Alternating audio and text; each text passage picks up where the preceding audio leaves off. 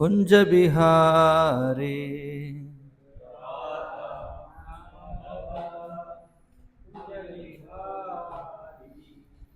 जय राधा माधव कुंज बिहारी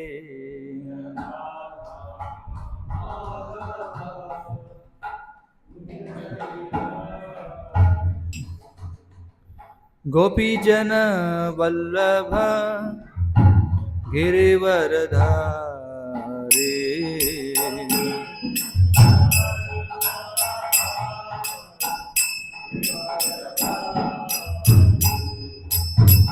गोपीजन वल्लभ गिरिवरधारी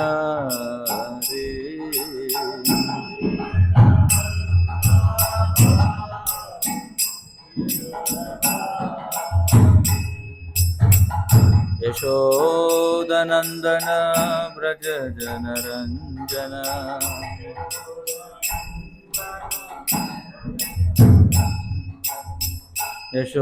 यशोदनंदन व्रज जनरंजन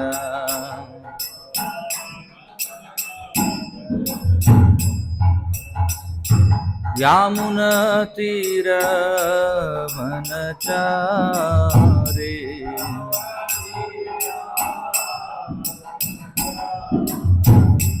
यामुना तीर वनचारी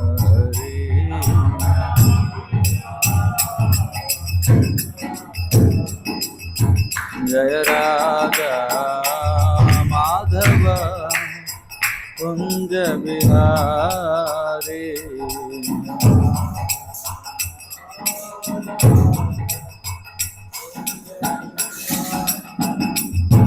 जय राधा माधव कुंज बिहारी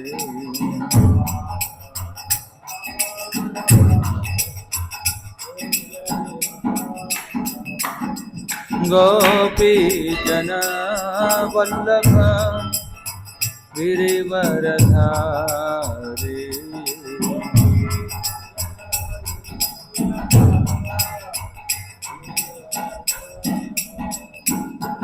गोपी जन वल्लभ गिरिवरधारी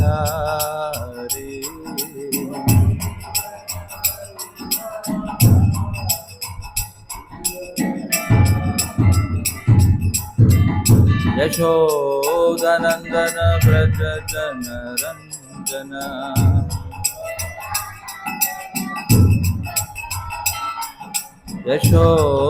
यशोदनंदन व्रज जनरंजन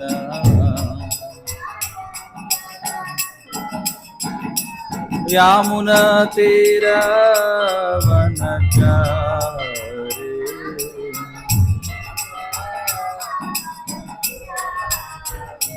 यामुना तीर वनचारी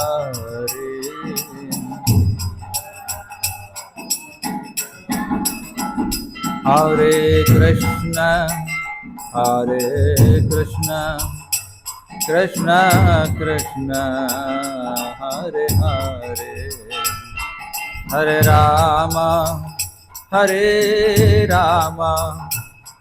राम राम हरे हरे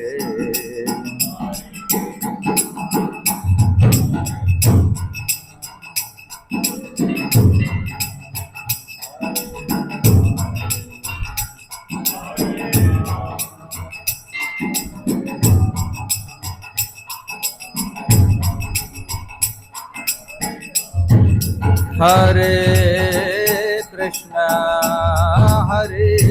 कृष्ण कृष्ण कृष्ण हरे हरे हरे राम राम राम हरे हरे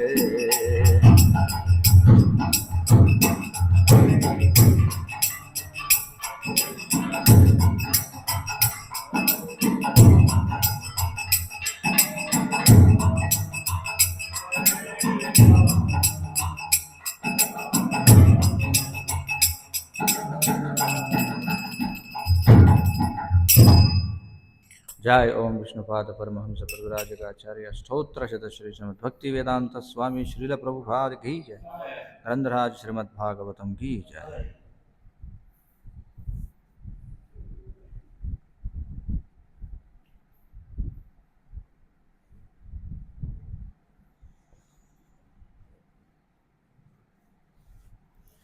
ओम नमो भगवते वासुदेवाय।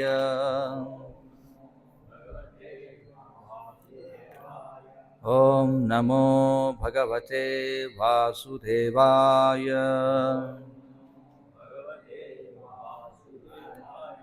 ओम नमो भगवते वासुदेवाय।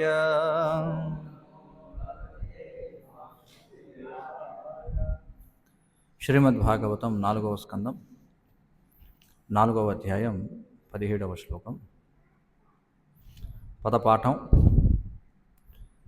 కర్ణౌ పిదాయ నిరయేత్ యత్ అకల్పః ఈశే ధర్మ అవితరీ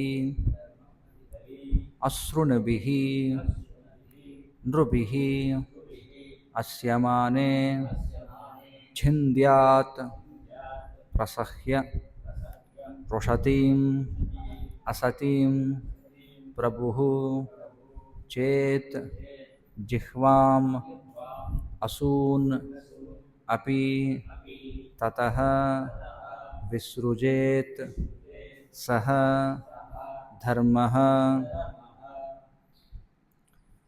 కర్ణౌ పిధాయ నిరయాద్యదకల్పైషే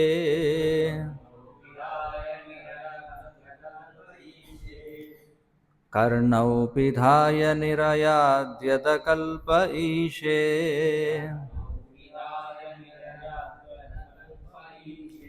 ధర్మ వితర్య శృణిభిర్నృభిరస్యమానే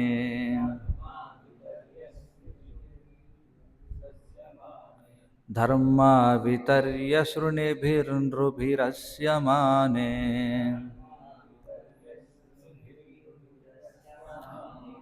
చింద్యాత్ పృసహ్య రుషతీమసతీం ప్రభుశ్చేత్ చింద్యాత్ పృసహ్య రుషతీమసతీం ప్రభుశ్చేత్ జిహ్వామసూనపి తతో విసృజేత్ స ధర్మః.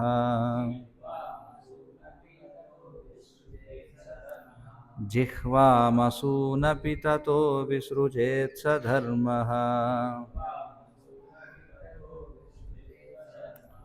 కర్ణౌ పిధాయ నిరయాద్యదకల్పైషే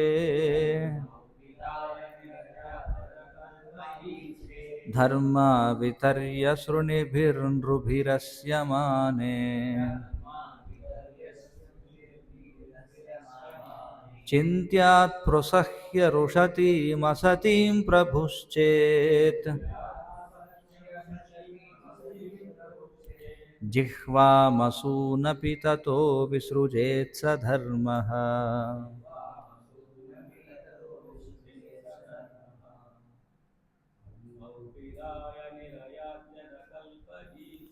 కర్ణౌ పిధాయ నిరయాద్యదకల్పైషే ధర్మ వితర్య శృణిభిర్నృభిరస్యమానే చింద్యాత్ ప్రసహ్య రుషతీమసతీం ప్రభుశ్చేత్ జిహ్వామసూనపి తతో విసృజేత్ స ధర్మః.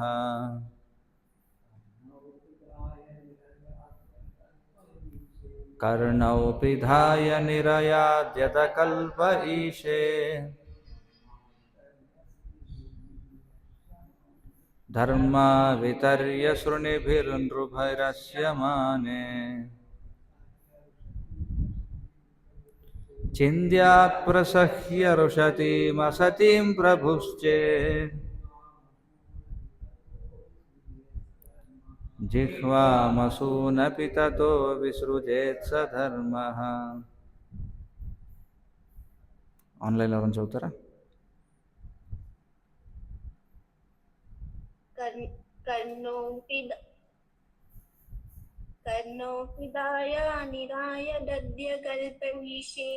కర్ణౌ పిధాయ నిరయాద్యతకల్ప ఈశే ధర్మా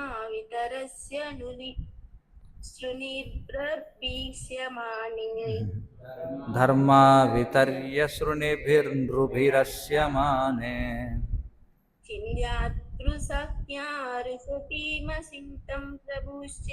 చింద్యాత్ ప్రసహ్య రుషతీమసతిం ప్రభుశ్చేత్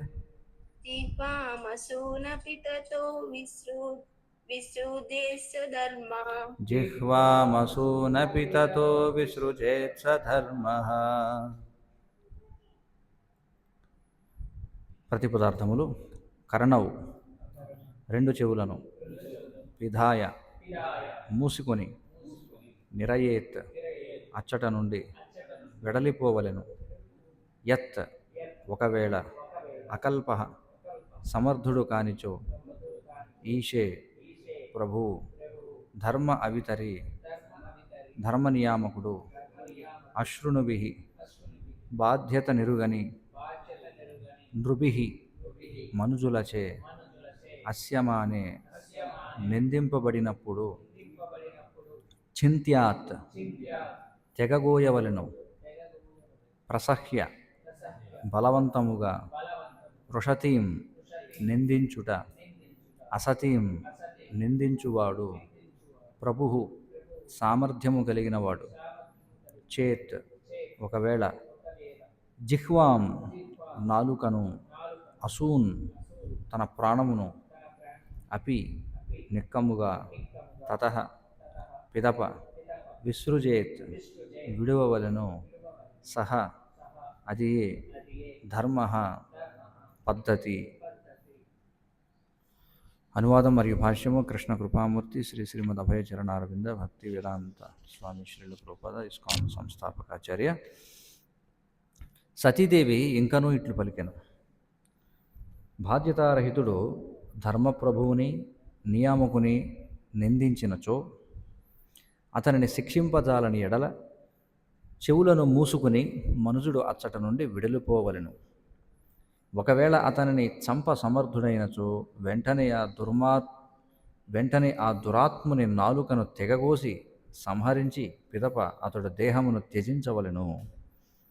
భాష్యము: మహాత్ముని నిందించువాడు జీవాధుముడుననుట సతీదేవి వాదం. కానీ ఆ వాదమునే దక్షుడును ఆసరాగా తీసుకునే అవకాశము కలదు. తాను ప్రజాపతి అనగా పెక్కు జీవులకు ప్రభువు మరియు లోకపాలులలో ఒకడు అయినందున తన స్థానము ఉన్నతమైనదనియు, ఆ కారణమున తనను నిందించుటకు బదులు తన మహద్గుణములను సతీదేవి గుర్తించవలెననియు అతడు పలుకవచ్చును. అట్టి వాదమునకు సమాధానమేమనగా, ఆమె నిందలు వేయక తనను తాను సమర్థించుకొనుచున్నది.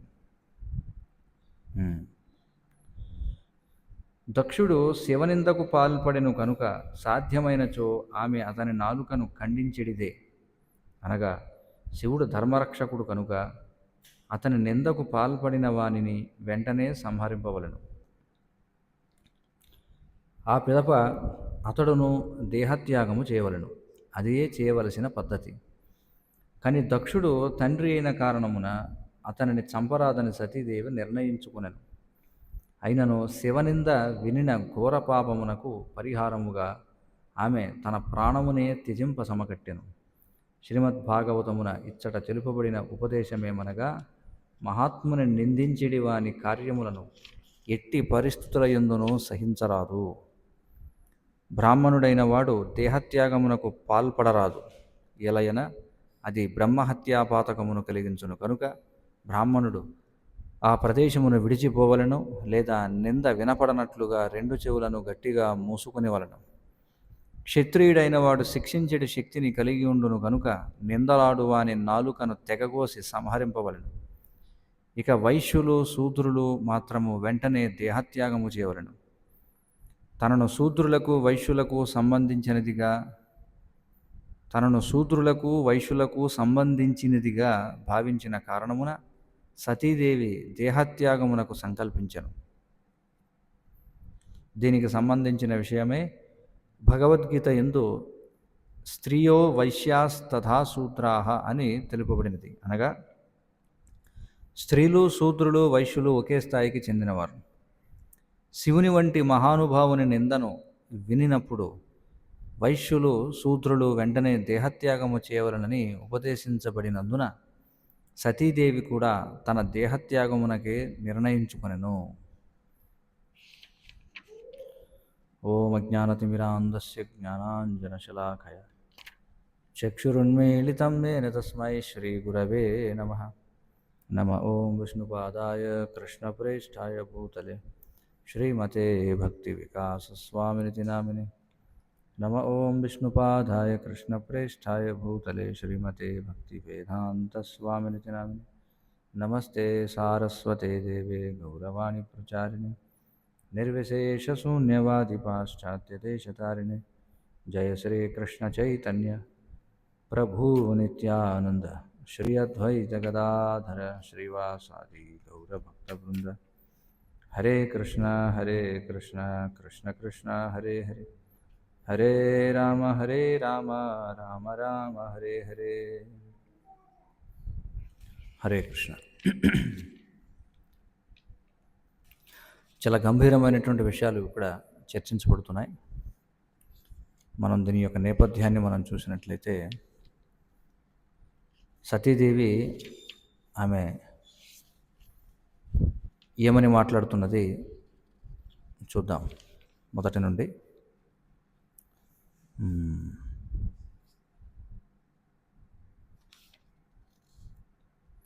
చూడండి, సతీదేవి ఇలా పలుకటం మొదలుపెట్టింది. ఏమని?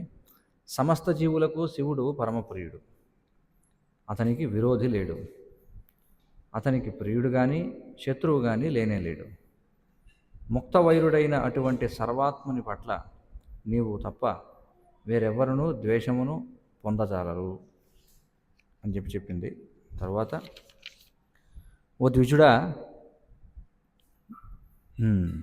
ఇక్కడ ద్విజుడా అంటే తండ్రి అయినటువంటి దక్షుణ్ణి సంబోధిస్తుంది.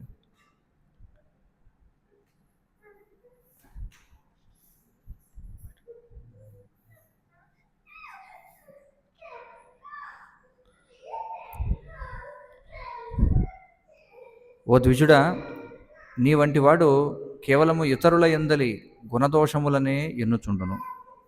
కానీ శివుడు ఇతరుల గుణదోషములను ఎన్నుట కాక వారి యందు ఏ కొద్దిపాటి సద్గుణమున్నను దానిని మహత్తరము చేసి పలుకును. దుర్భాగ్యవశమున నీవు అటువంటి మహాత్ముని యందు దోషము నెంచితివి. శివుడు ఎటువంటి వాడట? మనకి ఇది నీతి శాస్త్రాల్లో కూడా చెప్పబడింది. ఎప్పుడైనా సరే మనం ఒక వ్యక్తి యొక్క సద్గుణాలను కీర్తించాలి, కానీ వారి యొక్క దుర్గుణాలను మనం చర్చించకూడదు అని చెప్పి ఇక్కడ ఏమని చెప్పబడిందంటే, ఒక వ్యక్తిని కీర్తించాల్సి వస్తే 10 మందిలో కీర్తించాలి. ఒక వ్యక్తిని మందలించాల్సి వస్తే అతడిని ఏకాంతంలో మందలించాలట. ఆ వ్యక్తి యొక్క ఏవైతే దుర్లక్షణాలు ఉంటాయో అవి అతడితోనే చర్చించాలని చెప్పారు. కానీ ఆ వ్యక్తిని కీర్తించాల్సి వస్తే అందరిలో కీర్తించాలి. సాధారణంగా దీనికి వ్యతిరేకంగా చేస్తుంటారనమాట.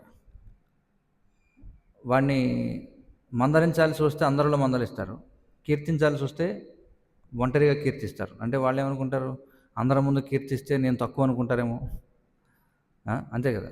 ఒకవేళ నేను ఆ పలానా వ్యక్తిని అందరిలో కీర్తించాను అనుకోండి, అంటే నేను అతనికంటే తక్కువ అనుకుంటారేమో అని భయపడతారు అనమాట. ఇంకా ఇక్కడ ఏమంటుంది చూడండి, పరిణామశీలమగు దేహమునే ఆత్మయని భావించిన వాళ్ళు మహాత్ములను హేళన చేయుట ఆశ్చర్యకరమేమీనూ కాదు. ఎవరైతే దేహాత్మభావంలో ఉన్నవాళ్ళు, ఎందుకనే వాళ్ళు మహాత్ములను హేళన చేయడానికి వెనుకంజ వేయరు? ఎందుకంటే వారేమనుకుంటారు? నేను ఈ శరీరాన్ని అనుకుంటారు. అందుచేత వాళ్ళకి ఆధ్యాత్మిక జ్ఞానం లేకపోవడం చేత, అలాగే ఆత్మ గురించి ఏ విధంగా సమాచారం లేకపోవడం వల్ల పునర్జన్మ, పాపం, పుణ్యం ఇత్యాది విచక్షణ లేకపోవడం వల్ల వాళ్ళు ఏమనుకుంటారు, ఎవరినైనా సరే మనం దూషించవచ్చు అనుకుంటారు. ఉం? లౌకికులకు గల అట్టి స్వభావమును లౌకికులకు గల అట్టి ద్వేషభావము వారి విషయమున మంచిదే కాగలదు.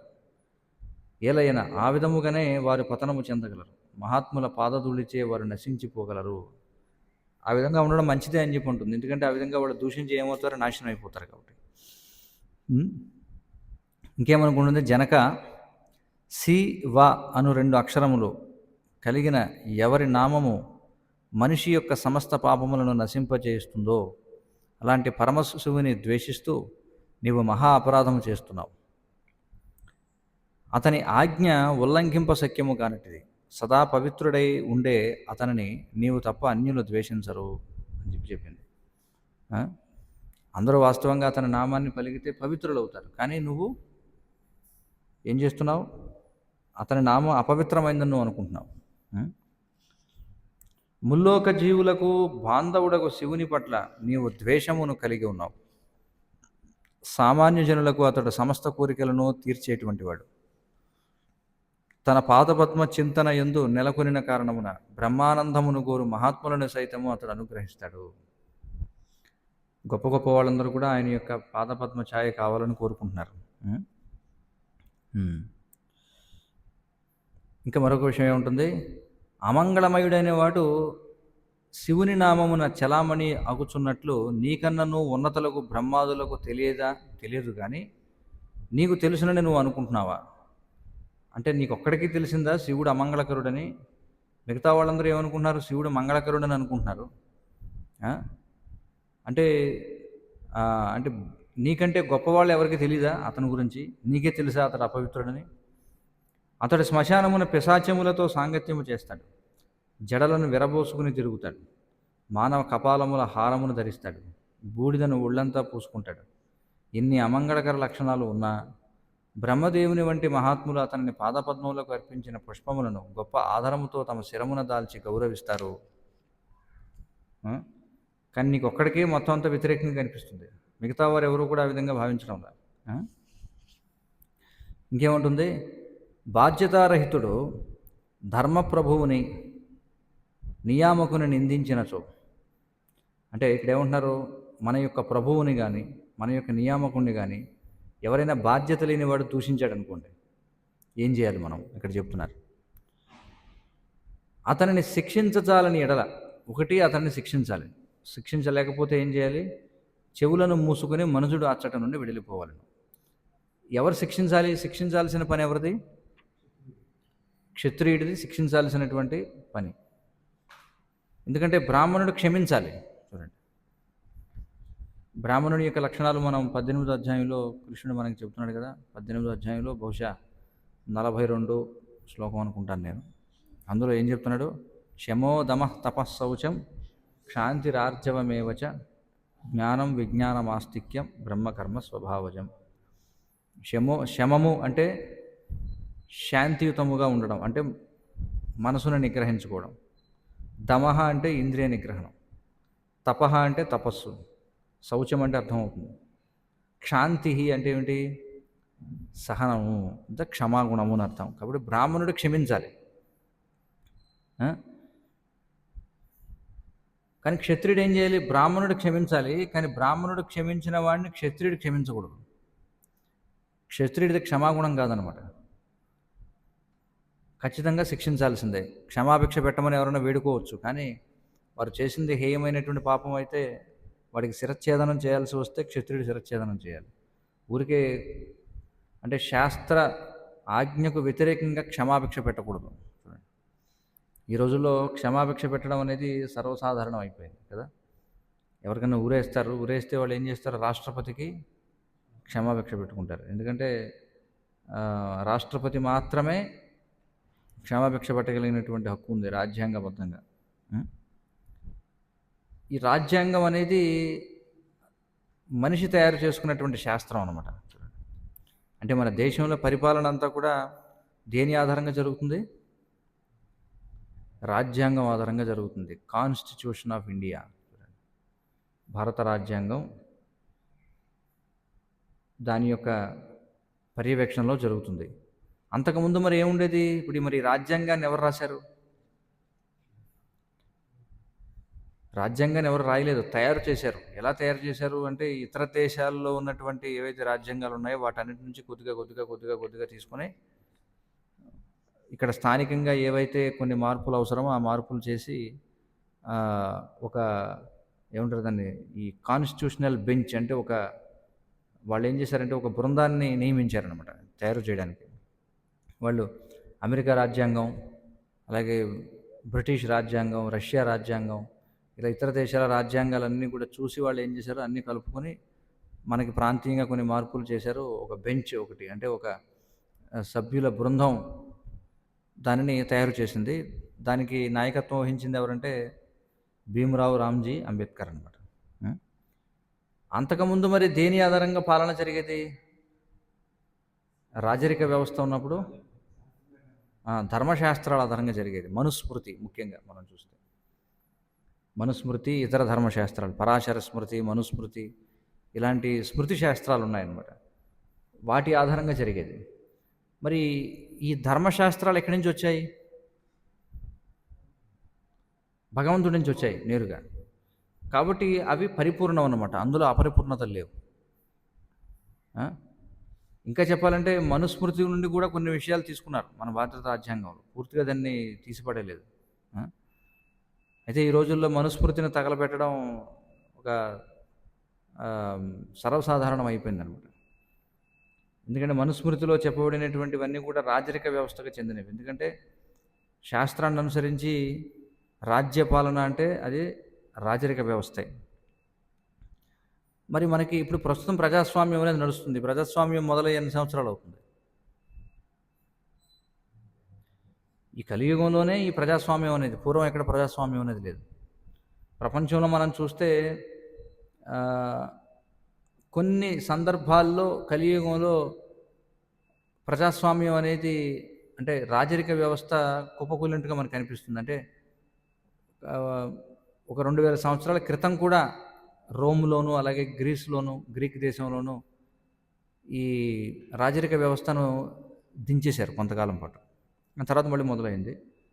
కానీ పెద్ద ఎత్తున ఇంక అది నశించిపోవడం మొదలైంది 16వ శతాబ్దం నుండి అన్నమాట. అమెరికాలో మనం చూస్తే రాజరిక వ్యవస్థను దించేశారు, తర్వాత రష్యాలో దించేశారు. ఎక్కడెక్కడైతే రాజరిక వ్యవస్థని దించేశారో అక్కడ సామ్యవాదం మొదలైంది అన్నమాట. అంటే ఎందుకని అసలు ఈ రాజరిక వ్యవస్థ నశించిపోయింది? కారణం ఏమిటి? అన్ని సంవత్సరాల నుంచి వస్తున్నటువంటి రాజరిక వ్యవస్థ ఎందుకు నశించిపోయింది? ఎందుకంటే ఈ రాజులు రక్షించాల్సింది పోయి జనులను భక్షిస్తున్నారు కాబట్టి. అంటే వాళ్ళు ఇంద్రియ భోగ లాలసులై వారు ఏం చేశారు, జనులను పీడించడం మొదలుపెట్టారు. ఎందుకంటే వారికి సరైనటువంటి శిక్షణ లేకపోవడం చేత. ఎందుకంటే పూర్వం ఒక వ్యక్తి రాజుగా ఉండాలి అంటే మొట్టమొదటి అతడు గురుకుల విద్యాభ్యాసం పొందాలి. గురుకులంలో అతను ఎలా ఉండాలి? బ్రహ్మచారి గురుకులే వసందాంతో గురోర్హితం ఆచరన్ దాసవన్ నీచ గురోహో సుదృఢ సౌహృదం అని చెప్పారు. నారదులు వారు చెప్తారు మనకి భాగవతంలో. కాబట్టి ఎంత గొప్ప చక్రవర్తి కొడుకైనా సరే ఖచ్చితంగా ఏం చేయాలి? గురు శుశ్రూష చేయాల్సిందే గురుకులానికి వెళ్ళి. చూడండి, ఆ విధంగా అతనికి శిక్షణ ఇవ్వబడుతుంది అన్నమాట. అప్పుడు అతడు రాజ్యాధికారాన్ని స్వీకరిస్తాడు. కానీ కాలక్రమంలో ఎప్పుడైతే శిక్షణ అనేది లేకుండా తండ్రి రాజు కాబట్టి కొడుకు రాజు అలా వెళ్ళిపోయిందో, అప్పుడు వాళ్ళు ఏం చేశారు, జనాల్ని పీడించడం మొదలుపెట్టారు. కాబట్టి తిరుగుబాటు అనేది వచ్చిందనమాట. చూడండి, తిరుగుబాటు, రెవల్యూషన్ అని చెప్పి అంటారు. దించేశారు. మరి దించేసిన తర్వాత ప్రత్యామ్నాయంగా ఏం తీసుకొచ్చారు అంటే ప్రజాస్వామ్యాన్ని తీసుకొచ్చారు. కానీ ప్రజాస్వామ్యం అంతకంటే దారుణమైనటువంటిది. కాబట్టి ఇక్కడ విషయం ఏంటంటే, ఏదైనా ఒక వ్యవస్థ పాడైపోయినప్పుడు పూర్తిగా వ్యవస్థను నిర్మూలించకూడదు. ఏం చేయాలి? వ్యవస్థను బాగు చేయాలన్నమాట. కానీ ఈ రోజుల్లో ఏమిటి, ఏదైనా బాగాలేదా తీసేయండి, అంతే కదా. ఇది పాశ్చాత్య విధానం అన్నమాట. పూర్వం నుంచి మన భారతదేశంలో ఏదైనా ఒక వస్తువు పాడైందంటే ఏం చేస్తారు? దాన్ని బాగు చేయించుకుంటారు, అంతే కదా. తీసుకువెళ్ళి రిపేర్ షాపులు ఉంటాయి, బాగు చేయించుకుంటారు. కానీ ఈ వెస్టర్న్ కాన్సెప్ట్, పశ్చిమ విధానం ఏమిటంటే, ఏదైనా వస్తువు పాడైతే దాన్ని బాగు చేయరనమాట. ఏం చేస్తారు? తీసిపాడే, ఇంకో దాన్ని తీసుకురా. చూడండి, అన్ని విషయాల్లోనూ అంతేనమాట. ఇప్పుడు భర్త నచ్చలేదు అనుకోండి, తీసేయి, కొత్తవాడిని తీసుకురా. భార్య నచ్చలేదనుకోండి, తీసేయి, కొత్తదాన్ని తీసుకురా. అన్నీ అంతే. కాబట్టి ఎందుకంటే వాళ్ళకి సరైనటువంటి అవగాహన లేదనమాట. ఎందుకంటే అవి ధార్మికమైనటువంటి నేపథ్యం లేదు వాళ్ళకి. ఇప్పుడు అదే భారతదేశానికి కూడా తీసుకొచ్చేస్తున్నారు, అంతే కదా. భారతదేశంలో కూడా ఇప్పుడు ఏమిటి, ఏదైనా రిపేర్ వచ్చిందా, పూర్వం చూడండి, పూర్వం పెన్ అంటే ఏమిటి, అందులో రీఫిల్ అయిపోతే రీఫిల్ తీసుకొని కొత్తగా రీఫిల్ వేసుకోవడం. ఈ రోజుల్లో రీఫిల్ అమ్ముతున్నారు ఎక్కడన్నా అసలు? నేరుగా కొనుక్కోవడమే, అంతే కదా. యూజ్ అండ్ త్రో, అంతే కదా. యూజ్ అండ్ త్రో, వాడుకో, విసిరి. పని చేయలేదనుకో, బాగు చేసుకోవడం అనేది లేదు, తీసి పడేయటమే, మళ్ళీ కొత్త వాడిని తీసుకురావడం, అంతే. కానీ భారతీయ విధానం అది కాదనమాట. కాబట్టి వీళ్ళు ఏం చేశారు, సరే ఈ రాజరిక వ్యవస్థ బాగోలేదు, రాజరిక వ్యవస్థ తర్వాత నిరంకుశత్వ పాలన వచ్చింది కొన్నాళ్ళు, మోనార్కీ అని చెప్పి అంటారు. అదవుతుంది నిరంకుశత్వ పాలన అంటే వారిని ఏమంటారు, డిక్టేటర్షిప్ అనమాట. డిక్టేటర్షిప్ అనేది వచ్చింది. డిక్టేటర్షిప్ వచ్చిన తర్వాత కూడా వాస్తవానికి పరిస్థితులు బాగానే ఉన్నాయి, ఎందుకంటే ఒకడే పరిపాలన చేసేవాడు అనమాట. కానీ తర్వాత కాలంలో ఏం చేశారు, ప్రజాస్వామ్యాన్ని తీసుకొచ్చారు, మొత్తం పరిస్థితి అంతా కూడా దిగజారిపోయింది. కానీ ఇది ఎంతకాలం ఉంటుందంటే దీర్ఘకాలం ఉండదు. ఎందుకంటే భాగవతంలో కలియుగాంతంలో మళ్ళీ ఏ ప్రభుత్వ వ్యవస్థ ఉన్నట్టుగా చెప్తుంది భాగవతం మనకి. మళ్ళీ రాజరిక పాలనే, అంటే కలియుగాంతంలో వస్తుందని కాదు, కలియుగాంతంలో మళ్ళీ రాజరిక వ్యవస్థే ఉంటుంది. అంటే దాని అర్థం ఏమిటి, ప్రజాస్వామ్యం ఎన్నాళ్ళు కొనసాగదు, కొన్ని రోజుల తర్వాత ఇది ఏమవుతుంది, ఖచ్చితంగా నిర్మూలించబడుతుంది. ఇది మనం అర్థం చేసుకోవచ్చు. కాబట్టి క్షత్రియుడు ఏం చేయాలి, క్షత్రియుడు క్షమించకూడదు, క్షత్రియుడు ఏం చేయాలి, శిక్షించాలి. కానీ బ్రాహ్మణుడు ఏం చేయాలట, చెవులు మూసుకొని అక్కడి నుండి వెళ్ళిపోవాలి.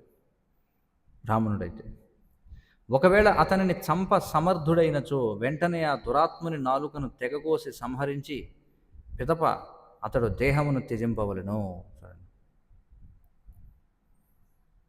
ఒకవేళ చంపగలిగిన వాడైతే ఏం చేయాలంటే వెంటనే అలాంటి వాడి నాలుకను తెగ్గోసి ఏం చేయాలి, అతడి దేహాన్ని త్యజించాలి అని చెప్పన్నారు. ఇప్పుడు ఇది శాస్త్రం మనకు చెప్తుంది. మరి ఇప్పుడు మనం ఏం చేయాలి, మరి రోజు మనం దైవదూషణ వింటున్నాం లేదా, సమాజంలో ప్రతిరోజు కూడా దైవదోషం జరుగుతుందా లేదా, జరుగుతుంది. మరి ఇప్పుడు ఏం చేయాలి, వాడు ఎవడో ఎక్కడో కూర్చొని ఏదో కోస్తాడు కారు కూతలు, మరి మనం ఇంత దూరాన్ని ఉన్నాం, ఇప్పుడు మనం ఏం చేయాలి. పూర్వం ఎవరో దూరంగా ఏదన్నా మాట్లాడితే మనకు తెలిసేది కాదు, ఇప్పుడు తెలుస్తుంది కదా, ప్రతిదీ తెలిసిపోతుంది. ఎవరో రాముడిని దూషించాడు, లేకపోతే కృష్ణుడిని దూషించాడు, లేకపోతే ఏదో దూషించారు. వాస్తవానికి ఇది కేవలం మన భారతీయ సంస్కృతిలో మాత్రమే కాదు, మీరు మహమ్మదీయ మత విధానంలోనూ క్రైస్తవ మత విధానాల్లో కూడా ఈ నియమం ఉంది.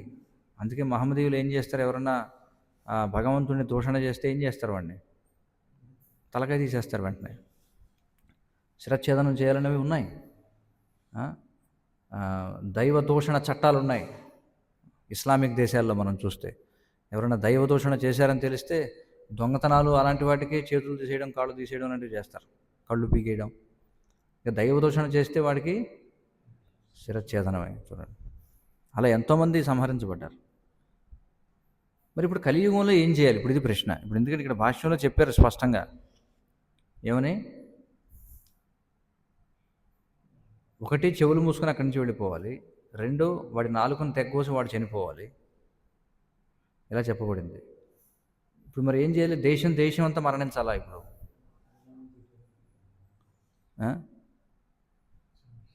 కలియుగంలో పరిస్థితి ఏమిటంటే, కలియుగంలో అందరూ ఇప్పటికే చనిపోయిన వారిగా పరిగణించబడతారు. కలియుగంలో ఇప్పటికే అందరూ చచ్చినట్టే. చైతన్య మహాప్రభు కలియుగంలో ఎందుకని ఆయుధాలు తీసుకురాలేదు, ఆయన ఎందుకని ఆయుధాలు వాడలేదు ఆయన? ఎందుకంటే కలియుగంలో దాదాపుగా ప్రతి ఒక్కడు అలాంటి వాడే. ఇప్పుడు ఈ నియమాన్ని మనం అనుసరించాల్సి వస్తే మొత్తం సమాజం అంతా కూడా మరణించాల్సిందే, అందరినీ చంపేయాలి. అది పరిస్థితి అనమాట. అందుకే ఏం చేశారు కలియుగంలో,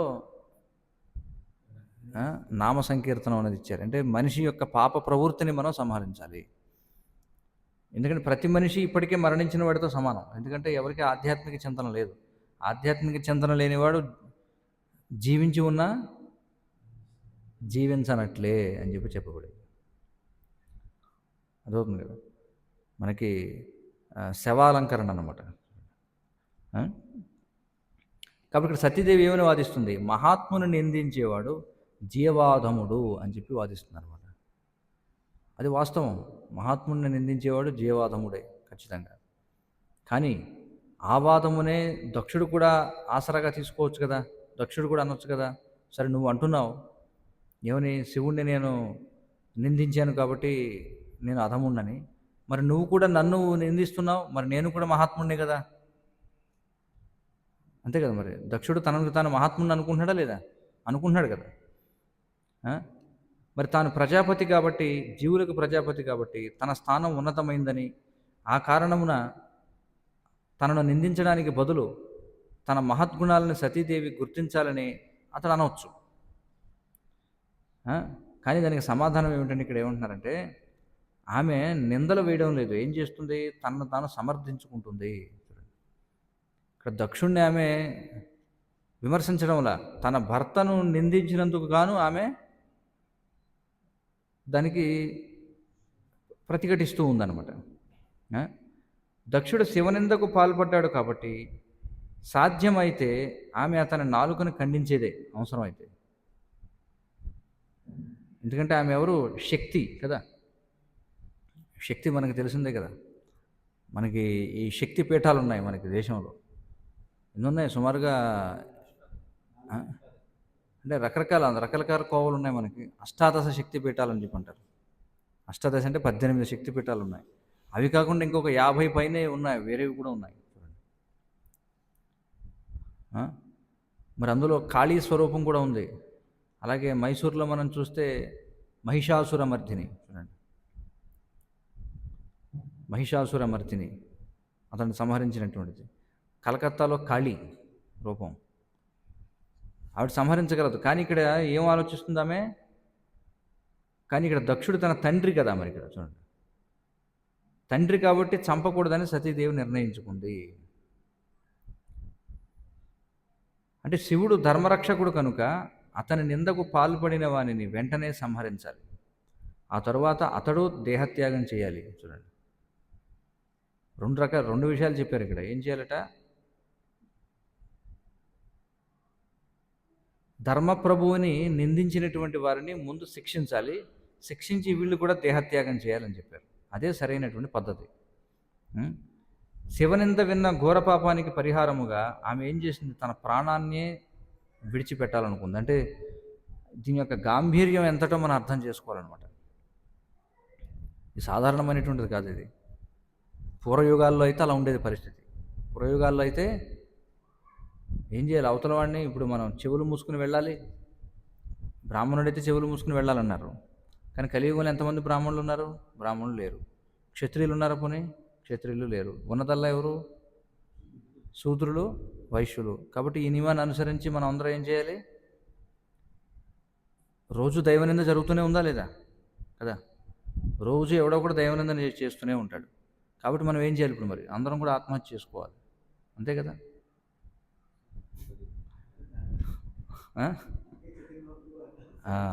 కాబట్టి ఇది మనం అర్థం చేసుకోవాలి. కలియుగంలో ఇది సాధ్యం కాదనమాట. ఎందుకంటే ప్రతి ఒక్కరు కూడా సంహరింపబడాలి ఆ కోవకు వస్తే. కాబట్టి భాగవతంలో ఇక్కడ చెప్పబడిన ఉపదేశం ఏమిటంటే, మహాత్ముని నిందించేవాడి కార్యములను ఎట్టి పరిస్థితులలోనూ సహించకూడదు అని చెప్పారు. ఎట్టి పరిస్థితుల్లోనూ సహించకూడదు. మనం వెంటనే ఏం చేయాలి? వారి నోరు మూయించాలి. చూడండి, మనం కూడా అనేక మందిని మనం చూస్తూ ఉంటాం. ప్రచారం చేసేటువంటి క్రమంలో అనేక మంది దూషిస్తూ ఉంటారు. మరి ఆ దూషించేవారు నోరు మూయించాలి మనం, లేకపోతే వాడు మాట్లాడేది మనం వినకూడదు, లేదా దేహత్యాగం చేయాలి అని చెప్పి అన్నారు. చూడండి, కానీ ఎట్టి పరిస్థితుల్లో దాన్ని సహించకూడదు అని చెప్పి అన్నారు. అదొక అంటే మరొక భక్తుణ్ణి విమర్శిస్తూ ఉంటే మనం విన్నామనుకోండి, మనం కూడా అందులో భాగం పంచుకున్న వాళ్ళం అవుతాం. అంటే దానికి మనం ఆమోదం తెలిపిన వాళ్ళం అవుతాం అనమాట. మనం ఏం చేయాలి? వెంటనే మనం వెంటనే ఏం చేయాలి? చెవులు మూసుకోవాలి. చూడండి, చెవులు మూసుకోవాలి, అయితే అక్కడి నుంచి వెళ్ళిపోవాలి. కానీ సమాజంలో వాస్తవిక పరిస్థితులు ఎలా ఉంటాయంటే, చెవులు మూసుకోలేని పరిస్థితి, అక్కడి నుంచి వెళ్ళిపోలేని పరిస్థితులు కూడా ఉంటాయి ఒక్కోసారి. చూడండి, ఎందుకంటే కలియుగం కదా, ఆ విధమైన పరిస్థితులు వస్తుంటాయి కలియుగంలో. కాబట్టి అందుకే చాలా చాలా జాగ్రత్తగా ఉండాలన్నమాట. ముఖ్యంగా మనకి వైష్ణవ అపరాధాల్లో చెప్పబడింది కదా, మొట్టమొదటిది సతాం నిందాం నామ్నః పరమమపరాధం వితనుతే అన్నారు.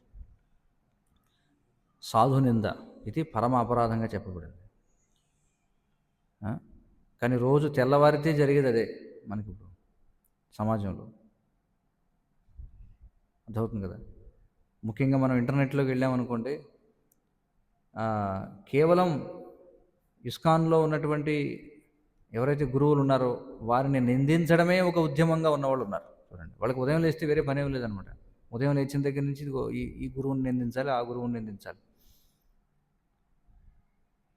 వాళ్ళందరూ కూడా మరి తిలకం పెట్టుకునే ఉంటారు, వాళ్ళు కూడా జపం చేస్తున్నట్టుగానే ఉంటారు. కానీ వాళ్ళ పని ఏమిటి? ఉదయం లేస్తే శ్రీల ప్రభుపాదుల వారి శిష్యులను నిందించడమే. చూడండి, అదే ఒక పనిగా ఉన్నవాళ్ళు ఉన్నారు. మరి చూడండి ఎలాంటి పరిస్థితుల్లో ఉన్నాం మనం కలియుగం. సతాం నిందాం నామ్నః పరమమపరాధం వితనుతే. కాబట్టి అది పరమమపరాధముగా చెప్పబడింది. యతః ఖ్యాతిం యాతం కథము సహితే తద్విగ్రహం. చూడండి, కాబట్టి ఈ కలియుగం అనేది అత్యంత దౌర్భాగ్యకరమైనటువంటి యుగం అన్నమాట. అర్థమవుతుంది కదా. మీరు ఇంటర్నెట్కి వెళితే కనిపించేదంతా అదే. వీళ్ళని వాళ్ళు దూషించుకోవడం, వారు వీళ్ళని దూషించుకోవడం, అంతా దూషణపరమే. ఎందుకంటే ఈ కలియుగం అంటేనే కలహయుగం అన్నమాట. ఇప్పుడు ఇంకా ఈ ప్రసార మాధ్యమాలు ఎక్కువైపోయాయి. కాబట్టి ఈ ఇంకా ఎక్కువగా అన్నీ జరుగుతున్నాయి. కానీ ఈ రోజుల్లో ఏది నిజం ఏది అబద్ధం అని తెలుసుకోవడం చాలా కష్టం. ఇప్పుడు జనుల పరిస్థితి ఇంకా సందిగ్ధావస్థ అన్నమాట. సరే, ఇప్పుడు సమాచారం బాగా లభిస్తుంది అన్ని విషయాల్లో అని అనుకుంటే, ఇప్పుడు ఏ సమాచారం నిజమైంది, ఏ సమాచారం నిజమైంది కాదో తెలియదు ఎవరికి. ఎందుకంటే ఇప్పుడు అనేక రకాల ఈ ఆర్టిఫిషియల్ ఇంటెలిజెన్స్, లేకపోతే ఈ రకరకాల సాఫ్ట్వేర్లు అవి ఇవి వచ్చేసిన తర్వాత మీ ఫోటో ఒకటి దొరికితే చాలు, దాంతో సినిమా తీయొచ్చు అనమాట. ఊరికే మీ ఫోటో తీసి దాంతో ఒక సినిమా తీసేయచ్చు. ఇప్పటికీ ప్రపంచంలో దేశాల మధ్య ఇలాగే వాళ్ళు ఏం చేస్తున్నారు, ఊరికే మీ ఫోటో దొరికి మీ మాట దొరికింది అనుకోండి వాళ్ళకి. ఇది ఎలాంటిదంటే పూర్వం చేతబడి అనేవారు తెలుసు కదా, ఇప్పుడు ఆన్లైన్ చేతబడి అనమాట. ఇప్పుడు పూర్వం ఏం చేసేవారు, ఈ క్షుద్ర పూజలు చేసేవాళ్ళు, ఎవరికైతే పూజ చేయాలో వాడి వెంట్రుకలు కానీ దొరికినాయి అనుకోండి, అవి తీసుకెళ్ళి క్షుద్ర పూజలు చేసేవారు అనమాట. ఇప్పుడు ఈ ఆన్లైన్ చేతబడిగాళ్ళు ఎక్కువైపోయారు. అంటే ఏం చేస్తారు, మీ ఫోటో దొరికింది, మీ మాట దొరికింది, ఇక దాంతో వాడు మీరు చేయకూడని పనులన్నీ చేసినట్టుగా ఏదో చేసి విడుదల చేస్తారు. చూడండి, అదో రకమైన చేతబడినే కదా. చూడండి, ఏవి ఎక్కడికి పోలేదు. ఇప్పుడు అవి ఏంటంటే పంతా మార్చుకున్నాయి అంతే. కొన్ని దేశాల్లో అయితే ఎంతోమంది మరణిస్తున్నారు కూడా ఇలాంటి బూటకపు ఇవి విడుదల చేయడం వల్ల. దేశాలకి మధ్య మనస్పర్ధలు, ఆయుధాలు వేసుకుని కొట్టుకోవడం ఇన్ని కూడా జరుగుతున్నాయి. ఇంతకీ వాడు చెప్పాడంటే వాడు చేయలేదు. చూడండి, అర్థమైంది కదా. ఇప్పుడు అదే జరుగుతుంది, ఆన్లైన్ చేతబడి. చూడండి, స్త్రీలు ఉన్నారనుకోండి, వాళ్ళు ఏమన్నా ఫోటో దొరికింది అనుకోండి, దాన్ని వాడుకుని ఏదేదో చేస్తారు అంతే. చూడండి, సో కాబట్టి ప్రకృతి నియమాలను ఎవరు తప్పించుకోలేడు అనమాట. పూర్వం ఒక రకంగా జరిగేవి అవి, ఇప్పుడు అవన్నీ యాంత్రికంగా జరుగుతున్నాయి. శ్రీల ప్రభుపాదులు అందుకే ఏమంటారంటే, పూర్వం అష్టసిద్ధులు సాధించేవారు యోగ సాధన చేసి. అష్టసిద్ధులు ఏమిటవి? అణిమ, లగిమ, ఈషిత, ప్రాకామ్య, కామావాసాయిత, ఇలా అనేకమైనటువంటి శక్తులు ఉన్నాయి. అంటే అత్యంత తేలిగ్గా మారిపోవడం, అత్యంత బరువుగా అయిపోవడం, లేకపోతే మనకు కోరుకున్నదంతా మనం పొందడం, ఇవన్నీ ఉన్నాయి కదా. ఇప్పుడు వాటిని ఎలా సాధిస్తున్నారు? ఇప్పుడు వాటినే మనిషి భౌతిక శక్తి ద్వారా సాధిస్తున్నాడు. శ్రీల ప్రభుపాదులు అదే అంటారు. ఏమంటారంటే, ఈ యోగ శక్తులతో ఇప్పుడు పని లేదు. ఎందుకని? ఏదైతే యోగ శక్తి ద్వారా మనిషి సాధించేవాడో ఇప్పుడు దాన్ని యంత్రాలతో సాధిస్తున్నారు. అంతే కదా. గాలిలో ఎగురుతున్నారా లేదా? విమానాల్లో వెళుతున్నారు కదా గాలిలో. మరి అది యోగశక్తే కదా. పూర్వం ఎంతో యోగశక్తి ఉన్నవాడు వాడు అలా గాలిలో తేలేవాడు. ఇప్పుడు దాన్ని ఏం చేశారు? సైంటిస్టులు సాధించారు. అందుకే శ్రీల ప్రభుపాదులు వారు అంటారు, ఈ సైంటిస్టులు అందరూ కూడా శాక్తేయులు అని చెప్పి అంటారు. శాక్తేయులు అంటే ఏమిటి? శక్తి ఆరాధకులు వీళ్ళంతా కూడా. రకరకాలుగా ప్రయోగాలు చేసి అవి ఇవి కనుక్కుంటూ ఉంటారన్నమాట. శక్తి ఆరాధకులు వీళ్ళంతా. కాబట్టి పూర్వం అష్టసిద్ధులు ఏవైతే యోగశక్తి ద్వారా సాధించేవారో వాటిని ఇప్పుడు మనిషి సాధించాడు వేరే రకమైనటువంటి విధానాల్లో. ఆ? ఇప్పుడు కూడా అనేక రకాల సిద్ధులు ఉన్నాయి. ఇప్పుడు పూర్వం ఏం చేసేవారు? ఎక్కడో సుదూర ప్రాంతంలో ఏం జరుగుతుందో ఒక ఋషి ఇక్కడే చెట్టు కింద కూర్చొని తన హృదయాంతరాళంలో దర్శించగలిగేవాడు.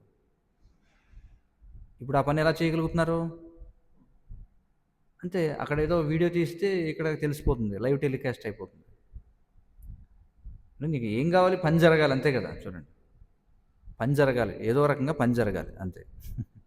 పని జరుగుతుందా లేదా? ఇప్పుడు పని జరుగుతుంది కదా. ఎక్కడో దూరాన్ని ఏం జరుగుతుందో తెలిసిపోతుంది. ఎక్కడో వేరే వీధిలో. ఇప్పుడు చూడండి, పూర్వం ఆ యోగ శక్తులు ఏమయ్యాయి అంటే కొద్ది మందికి మాత్రమే లభ్యమయ్యేవి. అంటే ఎవరికైతే అర్హత ఉందో వారు మాత్రమే కలిగి ఉండేవారు. అందరూ చూడగలిగేవారా? కేవలం ఆ తపస్సు చేసి ఆ స్వచ్ఛత కలిగి ఉన్నటువంటి ఋషులు ఎవరైతే ఉన్నారో వారు మాత్రమే చూడగలిగేవారు ఏం జరుగుతుంది ఏమిటనేది. ఇతరులకి లేదనమాట, అందరూ వాడుకోవడానికి లేదు దాన్ని. ఇప్పుడు కలియుగంలో ఏమైపోయింది? అవి అందరికీ అందుబాటులోకి వచ్చేసాయి ఈ యోగ శక్తులు. చూడండి, అంతే కదా. యోగ శక్తులు అందరికీ అందుబాటులోకి వచ్చేసాయి. మరి అందరికీ యోగ శక్తులు అందుబాటులోకి వస్తే జరిగే ప్రమాదం ఏమిటి? ఇప్పుడు చూస్తున్నాం సమాజంలో ఏం జరుగుతుందో. చూస్తున్నాం కదా ఏం జరుగుతుందో సమాజంలో. పూర్వం ఎంత ఖచ్చితంగా ఉండేదంటే పూర్వయుగాల్లో, అందుకే అర్హత లేనివాడు తపస్సు చేసినా సరే వాడిని వెంటనే శిక్షించేవారు అన్నమాట. రామాయణంలో మనం చూస్తే శంభుకుడు అనేటువంటి ఒక శూద్రుడు తపస్సు చేస్తుంటే రాముడు అతన్ని సంహరిస్తాడు. ఎందుకని? నువ్వు అర్హత లేదు, అర్హత లేనివాడు నీకెందుకు అదంతా. ఇప్పుడు కలియుగంలో ఎక్కడ అర్హత అవసరం? దేనికైనా దేనికి అవసరం, అర్హత అవసరం లేదు, అందరికీ యోగ శక్తులు వచ్చేసాయి. కాబట్టి ఇప్పుడు ఇదేమిటి? పూర్వం ఏదో ఒక చదువుకున్నట్టుగా అసలే కోతి, ఆ కోతి కళ్ళు తాగిందంట. కళ్ళు తాగిన కోతికి కాల్లో ముళ్ళు గుచ్చుకుంది, చేతిలో కొబ్బరికాయ ఉంది. ఏమవుతుంది పరిస్థితి చెప్పండి? కోతి కళ్ళు తాగింది, ముళ్ళు దిగింది, చేతిలో కొబ్బరికాయ ఉంది. ఏమైనా జరగవచ్చు కదా. ఇప్పుడు కూడా అదే జరుగుతుంది. ఎవరికీ సంస్కారం లేదు, అందరూ కూడా వర్ణ సంకరమే కలియుగంలో. ఎవరికి కూడా జీవన ప్రయోజనం ఏమిటో తెలియదు, ఎవరికి అర్హత లేదు, ఎవరికి కూడా తపస్సు లేదు, కానీ చేతి నిండా టెక్నాలజీ ఉంది. ఇప్పుడు ఏం చేయాలి? ఏవైనా చేయొచ్చు. ఒకవేళ ఏదన్నా ఒక పెను ఉత్పాతం ఇంకా జరగటం లేదు అంటే అది భగవంతుడి నిర్ణయం వల్ల జరగటం లేదు, కానీ లేదంటే ఏదైనా ఎప్పుడైనా జరగచ్చు. ఇప్పటికే జరుగుతున్నాయి కూడా అలాంటివన్నీ. ఇప్పుడు మనిషి యోగశక్తి ఎంతవరకు పొందాడు? కావలసిన దేన్నైనా చూడగలడు. ఇప్పుడు దేన్నైనా కావలసిన దాన్ని చూడగలడు, ఏదైనా సరే దేనినైనా సృష్టించగలడు. పూర్వం ఏమని చెప్పాలి? వాళ్ళు ఏదైనా యోగశక్తులుండి ఎక్కడో ఉన్నటువంటి దూరాన్ని, ఏది ఇప్పుడు చూడండి ప్రభుపాదుల ద్వారా చెప్తారు, ఆయన ఉన్నప్పుడు ఒక యోగి ఉండేవాడట. అతను ఏం చేసేవాడంటే ఆఫ్ఘనిస్తాన్లో ఉన్నటువంటి ఏమిటవి దానిమ్మ పళ్ళు, అది కూడా ఎలాగ ఫ్రెష్గా చెట్టు నుంచి అప్పుడే విరిచిన కొమ్మతో సహా తెప్పించి ఇచ్చాడట. అడిగాడట నీకేం కావాలని అడిగితే సరే వెళ్ళు, ఆ గదిలో ఉంటుంది చూడు వెళ్ళి అని చెప్పన్నాడు. వెళ్ళి చూస్తే నిజంగానే ఇక దానిమ్మకాయలు ఉన్నాయి. ఇప్పుడు అది వెంటనే జరగకపోవచ్చు, కానీ 2 రోజుల్లో మనం కూడా తెప్పించవచ్చు. కావాలంటే తెప్పించవచ్చా లేదా? ఆర్డర్ చేయండి ఫ్లిప్కార్ట్లో, లేకపోతే అమెజాన్లో ఆర్డర్ చేయండి. ఆర్డర్ పెడితే మీరు బాగా వేగంగా కావాలనుకుంటే 2-3 రోజుల్లో వచ్చేస్తుంది. ఏ వస్తువు అయినా సరే వస్తుందా రాదా? మీరు ఇక్కడ కూర్చొని మీకు ఇంటర్నెట్ కనెక్షన్ అనేది ఉంటే మీరు ప్రపంచంలో ఉన్నటువంటి ఏ వస్తువునైనా మీరు తీసుకురావచ్చు. మీకు కావాల్సిందల్లా ధనం కావాలి, అంతే కదా. ఇప్పటికిప్పుడు నేను ఒక చిత్రపటాన్ని సృష్టించాలి. పూర్వం వాళ్ళు యోగశక్తి ద్వారా సృష్టించేవారు. ఇప్పుడు మీరు చేయాల్సిందల్లా ఏకి ఎలా ప్రాంప్ట్ ఇవ్వాలో తెలుసుకోవాలన్నమాట. అంటే ఏ విధంగా ఏకి ఇస్తే ప్రాంప్ట్ మీకు అది ఏం చేస్తుంది? ఏది కావాలన్నా తయారు చేసి ఇచ్చేస్తుంది క్షణాల్లో. చూడండి. మరి చూస్తే పూర్వం ఒక పని చేయాలంటే చూడండి, చాలా వరకు డిజైనింగ్ ఇవి చేయడానికి దాదాపుగా వారం రోజులు అలా పట్టేది వాళ్ళకి. ఇప్పుడు ఒక నిమిషం లోపు మీకు డిజైన్ తయారైపోతుంది. మీకు ఎలా దానికి ప్రాంప్ట్ ఇవ్వాలో చెప్పగలిగితే చూడండి. అంటే మరి ఇది యోగశక్తినే కాదు ఇది, కానీ ఇది వేరో రకమైనటువంటి యోగశక్తి. చూడండి, అందరికీ అందుబాటులోకి వచ్చేసింది. కాబట్టి ఇప్పుడు ప్రపంచం ఇంకా సంక్లిష్టం కాబోతుంది.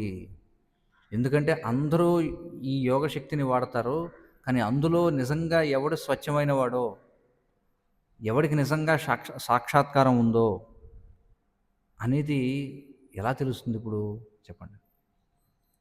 సమాచారం అందరికీ అందుబాటులో ఉంది. ఇప్పుడు మీకు ఏది కావాలంటే అది సమాచారం అందుబాటులో ఉంది. కాబట్టి ఇప్పుడు ఆ సమాచారాన్ని వాడుకుని అందరూ కూడా గొప్ప గొప్ప మేధావుల్లాగా చలామణి అయిపోవచ్చు కదా.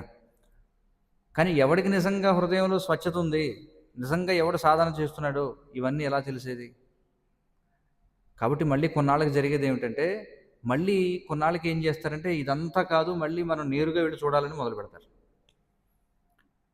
ఎందుకంటే కృత్రిమంగా తెలియదు కదా, ఎవరిని చూసినా ఏం తెలియదు. కృత్రిమంగా అందరూ మేధావులే, అందరూ మహాత్ములే. ఇప్పుడు పరిస్థితి ఎలా అవుతుంది? మళ్ళీ పునర్మూషికోభావం అనమాట. ఇప్పుడు పూర్వంలాగా ఇప్పుడు చూడండి, పెళ్లి సంబంధాలు ఎక్కడో సరే ఫోటో పంపన్నాడు అనుకోండి, ప్రతి ఒక్కరూ సౌందర్య రాసే. ఏమిటి, ప్రతి ఒక్కడు 6 అడుగుల ఆజానుబాహుడే, ప్రతి ఒక్కడు కండల రాయుడే, ప్రతి స్త్రీ కూడా సౌందర్య రాసే. అంతే కదా. ఏముంది, ఇప్పుడు నా ఫోటో ఇచ్చేసి ఏదో చేయమంటే ఏదైనా చేసేయచ్చు, ఎవరికైనా మారిపోవచ్చు. కాబట్టి ఇప్పుడు మరి వాస్తవం తెలిసేది ఎలా? ఇప్పుడు స్వయంగా వెళ్ళి చూడాలన్నమాట. తిరిగి అక్కడికే వచ్చాం కదా మళ్ళీ. చూడండి, ఒకప్పుడు జరిగేది అదే. తర్వాత ఏమైంది, మెల్లమెల్లగా ఫోటోలు రావడం ఏమి మొదలైంది. ఫోటోలు వచ్చాయి ముందు, ఫోటోలు వచ్చాక ఫోటోషాప్ వచ్చింది. అంటే ఫోటోని ఎలాగా మనకి చూడండి, అప్పట్లో ఒక పెద్ద వ్యాపారం అనమాట. అందరూ ఆశ్చర్యపోయారు, ఏంటి బ్లాక్ అండ్ వైట్ ఫోటో తీసుకెళ్తే కలర్ ఫోటోగా మారుస్తారా అని చెప్పి. బ్లాక్ అండ్ వైట్ ఫోటో తీసుకెళ్తే కలర్ ఫోటోగా మారుస్తారా? ఇప్పుడు అలా కాదు, నీ చిన్నప్పుడు ఫోటో ఇవ్వు, నీ 80 ఏళ్ళ ఫోటో ఎలా ఉంటుందో చూపిస్తాను నీకు. అంతే కదా. ఇప్పుడు మీ చిన్నప్పుడు ఫోటో ఇచ్చారనుకోండి ఏఏకి, 80 ఏళ్ళ తర్వాత వీడు ఎలా ఉంటాడని అడిగితే ఇస్తుంది, ఇచ్చేస్తుంది అది. మీరు పుణ్యాత్ములు కాబట్టి మీకు ఈ విషయాలు తెలియదు అనమాట. పాపాత్ములకి ఇప్పటికే తెలుసు, వాళ్ళు ఆ పాపంలో ఇప్పటికే పాల్గొంటున్నారు కూడా. మీరు తెలుసుకోవాలనుకుంటే తర్వాత సంప్రదించండి నన్ను. మీ ఫోటో ఇప్పుడు తీసి మీ చిన్నప్పుడు ఎలా ఉండేవారో చూపిస్తాను వ్యతిరేకంగా. సో కాబట్టి బ్యాటరీ రన్నింగ్లో, సో అది పరిస్థితి అనమాట. కాబట్టి కొన్నాళ్ళకి ఏం కాబోతుందంటే, ఇప్పుడు రాబోయే రోజుల్లో మనం చూస్తున్నాం, ఏదైనా సరే పెరుగుట విరుగుట కొరకే అన్నట్టుగా ఇవన్నీ కూడా ఇప్పుడు అందరూ కూడా దీనికి గురించి ఆలోచన చేస్తున్నారు. రాబోయే రోజుల్లో పెను ఉత్పాతాలు జరగబోతున్నాయి. ముందుగా వీటన్నిటికీ జరిగే మొట్టమొదటి శాస్తి ఏంటంటే ఆహార కొరత రాబోతుంది. మొట్టమొదట ఆహార కొరత రాబోతుంది ఇప్పుడు. ఎందుకంటే పరిశోధనలు ఏం చెప్తున్నాయంటే, ఆరంభంలో ఎప్పుడైతే చూడండి, ఇప్పుడు గ్రీన్ రెవల్యూషన్ అనేది వచ్చింది. గ్రీన్ రెవల్యూషన్ అంటే ఏమిటి? హరిత విప్లవం అనేది వచ్చింది. అంటే అప్పటి వరకు దేశీ వంగడాలు ఉండేవి. తర్వాత ఈ స్వామి విశ్వనాథన్ అనేవాడు, చూడండి అందరూ భగవంతుడి పేర్లే పెట్టుకుందంట. వీళ్ళు ఏం చేశారంటే హరిత విప్లవం అని తీసుకొచ్చారంటే, ఇలాగైతే ఎక్కువ ఎకరాలు పండిస్తున్నారు, తక్కువ ఉత్పత్తి వస్తుందని చెప్పి వీళ్ళు దాన్ని జెనెటికల్లీ మోడిఫైడ్ అనమాట, హైబ్రిడ్ రకాలు తీసుకొచ్చారు. హైబ్రిడ్ వంగడాలు తీసుకొచ్చి ఎక్కువ ఉత్పత్తి వస్తుంది. కానీ ఎక్కువ ఉత్పత్తి రావాలి, వీళ్ళు తయారు చేసిన పూర్వం ఉన్నటువంటి దేశీ వంగడాలు ఏవైతే ఉన్నాయో అవి ఎలాంటి కృత్రిమమైనటువంటి ఎరువులు వేయాల్సిన అవసరం లేదు, సహజంగానే ఉత్పత్తి వస్తుంది, కానీ తక్కువ వస్తుంది. అలాగే వాటికి చీడపీడలు ఉండవు, ఎందుకంటే అవి దేశీవి కాబట్టి. పురుగు మందులు కొట్టక్కర్లేదు, ఎరువులు వేయక్కర్లేదు, నాణ్యమైనటువంటి ఆరోగ్యమైన ఆహారం తక్కువ పండుతుంది. వాళ్ళు ఏం చేశారు, ఇప్పుడు హైబ్రిడ్ తీసుకొచ్చారు. హైబ్రిడ్ తీసుకొచ్చిన తర్వాత వాళ్ళు తయారు చేసిన హైబ్రిడ్ ప్రకృతి తయారు చేసింది కాదు కదా, కాబట్టి దానికి కృత్రిమమైనటువంటివి ఇవ్వాలి. దానికి ఏం చేశారు, కృత్రిమమైనటువంటి ఎరువులు వేయాలి. అలాగే ఇది సహజమైనది కాకపోవడం చేత దీనికి చీడపీడలు ఎక్కువ, కాబట్టి పురుగు మందులు ఎక్కువ కొట్టాలి. కాబట్టి ఆరంభంలో ఏమైందంటే ఉత్పత్తి బాగా ఉండేది, బాగా వెంటనే అందరూ రైతులందరూ అబ్బాయి ఇంత పండిస్తుందా, విపరీతమైన ఉత్పత్తి. ఆరంభంలో ఏమైంది, క్రమక్రమంగా తక్కువ వాడేవారు పురుగు మందులు, ఎరువులు. ఇప్పుడు సర్వే ఏం చూపిస్తుందంటే ఇప్పుడు ఈ విధంగా సంవత్సరానికి దిగుబడి తగ్గుతుంది, పురుగు మందులు ఎరువుల వాడకం పెరుగుతుంది. ఇప్పుడు పరిస్థితి ఏమిటంటే పంజాబ్ లాంటి రాష్ట్రాల్లో మనం చూస్తే ఇప్పుడు ఇది ఇక్కడ బయలుదేరింది, ఈ రేఖ ఇక్కడ బయలుదేరి రెండు ఇప్పుడు క్రాస్ అవుతున్నాయి అనమాట. అంటే పరిస్థితి ఇప్పుడు మీరు ఎంత పురుగు మందులు కొట్టినా, ఎన్ని ఎరువులు కొట్టినా దిగుబడి పెరగట్లా, తగ్గిపోతుంది. ఇప్పుడు సంవత్సరానికి ఏమైపోతుందంటే పెట్టుబడులు పెరిగిపోతున్నాయి. ఇది పురుగు మందులు ఎరువులు ఎక్కువ ఇస్తున్నారు, కానీ దిగుబడి తగ్గిపోతుంది. ఇప్పుడు దానివల్ల ఏమైపోయిందంటే పంజాబ్ లాంటి కొన్ని రాష్ట్రాల్లో అయితే నేల ఎందుకు పనిచేయని పరిస్థితి అనమాట. మొత్తం నేల విషతుల్యం అయిపోయింది. ఇప్పుడు పురుగు మందులు వాడినా వాడకపోయినా వచ్చే ఉత్పత్తి ఏమీ లేదు.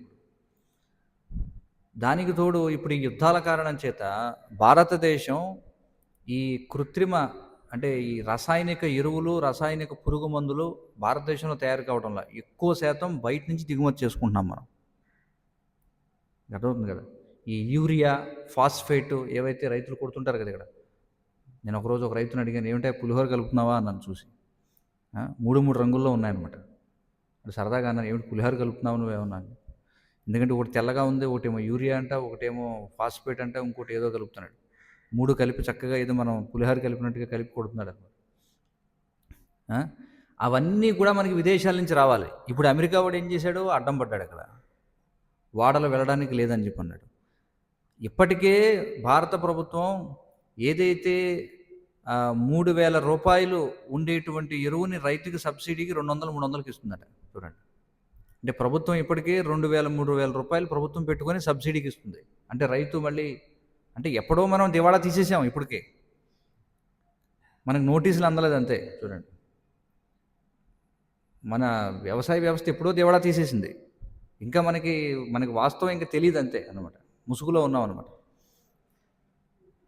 ఇప్పుడు వాటి సరఫరా ఆగిపోవడం చేత ఇప్పుడు దేశం మరి ఇప్పుడు ఎలా అయిపోయింది, భూమి అంతా చెడగొట్టేసాం మనం. ఇప్పుడు భూమి ఎలా పరిస్థితి, నువ్వు ఎన్ని రసాయనాలు కొట్టినా, ఎన్ని పురుగు మందులు వేసినా, మీరు చూడండి ఆ పొలాల్లోకి వెళ్ళి చూడండి, మీరు ఎక్కడ చెట్ల మీద గట్ల కింద చూస్తే ఇన్ని డబ్బాలు ఉంటాయి. మన పరిస్థితి అంతే కదా, మన కబోర్డ్ ఓపెన్ చేస్తే ఇన్ని డబ్బాలు ఉంటాయి. ఏముంటాయి, ట్యాబ్లెట్ల డబ్బాలు, కొన్ని గొట్టాలు, కొన్ని నాకేవి, కొన్ని చీకేవి, చతుర్విధా భజంతేమా అన్నట్టుగా 4 విధాలుగా వేసుకోవాల్సినవి. కొన్ని పొడులు కలుపుకొని తాగాలి, కొన్ని గొట్టాలు మింగాలి, కొన్ని నాకాలి, కొన్ని చప్పరించాలన్నమాట. చూడండి, సో అది పరిస్థితి అనమాట. అలాగే వాటికి కూడా ఏమిటంటే కొన్ని కొట్టేవి, కొన్ని పిచికారీ చేసేవి, కొన్ని డ్రోన్తో కొట్టేవి, ఇలాంటివి రకరకాలు. కానీ ఏది చేసినా సరే ఇప్పుడు పరిస్థితి ఏమిటి, ముందు చూస్తే నుయ్యి, వెనక్కి వెళితే గొయ్యి అన్నమాట. కాబట్టి రాబోయే పరిస్థితుల్లో మనకి ఆహార కొరత రాబోతుంది. ముప్పేట దాడి అంటారు కదా తెలుగులో. ముప్పేట దాడి అంటే 3 పక్కల నుంచి దాడి అనమాట. ఓ పక్క నుంచి గ్యాస్ దొరకదు, ఓ పక్క నుంచి తిండి ఎలాగో పండదు, బయట నుంచి రాదు. అది అర్థమవుతుంది కదా. అది కలియుగంలో ఉన్నటువంటి పరిస్థితి అనమాట. మరి ఇలాంటి పరిస్థితులలో ఇక్కడ ఇలాంటి కలియుగ పరిస్థితుల్లో అందరూ కూడా అందుకే ఇప్పటికే మరణించినట్టుగా భావించబడుతున్నారు. అర్థమవుతుంది కదా. సో అందుకే వీళ్ళని ప్రత్యేకించి చంపాల్సినటువంటి అవసరం లేదు, ఇప్పటికే అందరూ కూడా చనిపోయి ఉన్నారు. ఎందుకంటే పశుపక్ష్యాదులు కూడా లభించే ఆహార, నిద్ర, భయవేదనాలు కూడా మనిషికి లభించినటువంటి పరిస్థితి. అర్థమవుతుంది కదా. మరి ఇలాంటి వాళ్ళు చనిపోవాలని చెప్పామనుకోండి, దైవనింద వింటే చనిపోవాలంటే ఇంకెవడో మిగలడు భూమి మీద. అందుకే కలియుగంలో ఏం చేశారు, హరేర్నామ హరేర్నామ హరేర్నామ ఇవ కేవలం కలో నాస్తియేవ నాస్తియేవ నాస్తియేవ గతిరన్యథా అని చెప్పున్నారు. ఇక్కడ ఏమన్నారు చూడండి, బ్రాహ్మణుడైతే ఏం చేయాలట, ఆ ప్రదేశాన్ని విడిచి వెళ్ళిపోవాలి, లేదా నింద వినపడనట్లుగా 2 చెవులు గట్టిగా మూసుకోవాలి. క్షత్రియుడైతే ఏం చేయాలి, శిక్షించే శక్తి కలిగి ఉంటాడు కాబట్టి నిందించిన వాడిని 4 తెగకోసి సంహరించాలి, చంపేయాలి అవతల వాడిని. అంటే అవతల వాడిని చంపాలి, అవతల వాడిని చంపలేనివాడు ఏం చేయాలి, చంపలేకపోతే వీడి చనిపోవాలి. అదే కదా శాస్త్రం చెప్పింది. బ్రాహ్మణుడు చెవులు మూసుకుని వెళ్ళిపోవాలి, క్షత్రియుడు అవతల వాడిని చంపేయాలి. ఇక శూద్రుడు, వైశ్యులు ఏం చేయాలట, దేహత్యాగం చేయాలట. చూడండి, మరి తనను శూద్రులకు వైశ్యులకు సంబంధించినదిగా భావించింది ఎవరు? సతీదేవి. చూడండి, సతీదేవి ఏమనుకుంటుంది? స్త్రియో వైశ్యస్తథా శూద్ర అని చెప్పబడింది. నేను స్త్రీలంటే శూద్ర వైశ్య తరగతికి చెందిన వాళ్ళు కాబట్టి ఆమె ఏమనుకుంది? మరి ఒకే స్థాయికి చెందినవారు కదా, శివుడి వంటి మహానుభావుడిని నిందించినప్పుడు ఏం చేయాలి? వైశ్యులు శూద్రులు వెంటనే దేహత్యాగం చేయాలి అని ఉపదేశించబడింది కాబట్టి సతీదేవి కూడా తన దేహత్యాగానికి నిర్ణయించుకుంది. కాబట్టి ఆమె ఎలా దేహత్యాగం చేస్తుంది ఏమిటనేది మనం తర్వాత శ్లోకాల్లో చూస్తాం. హరే కృష్ణ కృష్ణ కృష్ణ హరే హరే, హరే రామ రామ రామ హరే హరే. ఏమైనా ప్రశ్నలు సూచనలు ఉంటే చెప్పండి. అవును, పర్వాలేదు. మొలక చెట్టు ఎక్కితే ఏముంది, ఎలాగో విరిగిపోతుంది కదా, అది మళ్ళీ కింద పడిపోతారు. కాబట్టి ఇంక కంగారు పడాల్సిన అవసరం లేదు.